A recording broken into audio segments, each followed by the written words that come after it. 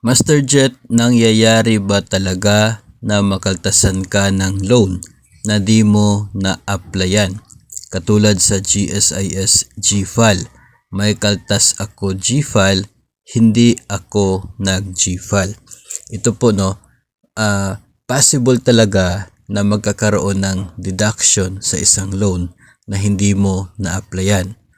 Ito ay pwedeng hindi lang sa GSIS, maging sa mga PLIs din.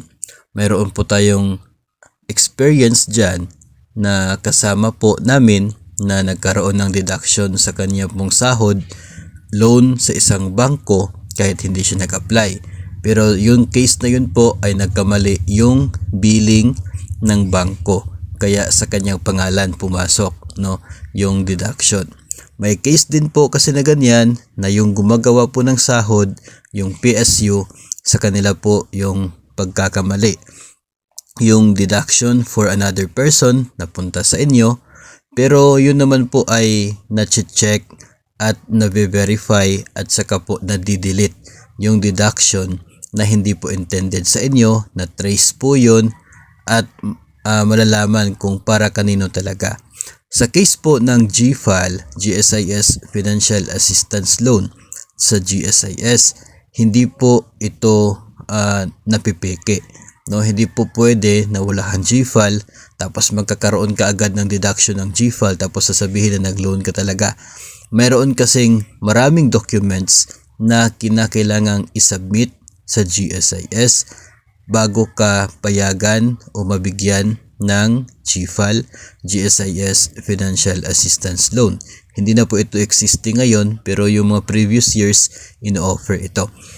Nandyan po sa mga documents talaga na sinasubmit. Una, yung statement of account galing sa mga bangko na babayaran. Hindi pwede na walang record ng statement of account kung talagang totoong nag-loan ka.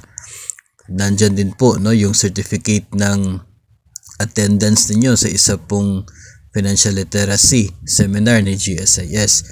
Nandyan din yung check na binayad ni GSIS papunta sa mga bangko.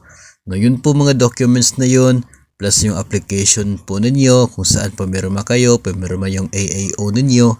Lahat po ng yun sinasubmit sa GSIS as proof na talagang nag-apply ka ng loan. Ngayon kung wala kang GFAL tapos merong deduction, pwede nyo pong ma-report yan at mapatrace kung talagang sa inyo ba yung loan na yan. Kasi yun nga, pwede na doon sa paggawa ng payroll yung error kaya pumasok sa account ninyo yung deduction. Pwede kasi na ganyan. Nare-refund naman po yun. Kasi pagpasok niyan doon sa GSIS, wala nakikitang loan, so nare-refund siya. Hindi siya, para magiging floating siya doon sa kanila kung hindi yan i-refund.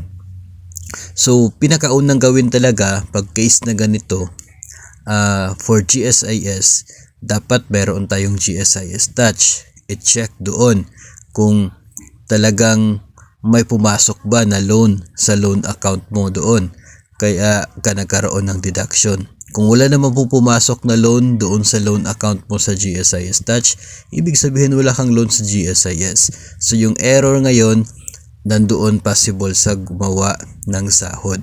So pwede nyo i-refer sa agency para matrace yan sa billing na sinasubmit ng bangko o kaya ay ng GSIS para ma-double check kung talagang sa inyo yung deduction. Kasi kapag nasali ka sa billing kahit wala kang loan, of course sa lender mo yan ireklamo. Medyo ang negative lang sa kanya ay hassle sa part po ng ordinaryong empleyado kung saan pumasok yung deduction. Pero yun po yung pwede nating gawin kasi para matigil yung deduction na hindi naman po tayo nag-avail ng loan. Yun po yung pinaka dapat nating gawin to solve the problem. Hindi naman po ito hindi naman po ito laging nangyayari. Paminsan-minsan lang naman po yan at siguro ay talagang medyo unfortunate lang talaga na sa inyo nangyari yung ganun. So double check na lamang po, ipapatrace po sa agency para malaman kung para kanino talaga yan, para makorek yung deduction at hindi na po papasok sa inyong sahod sa susunod po na payroll period.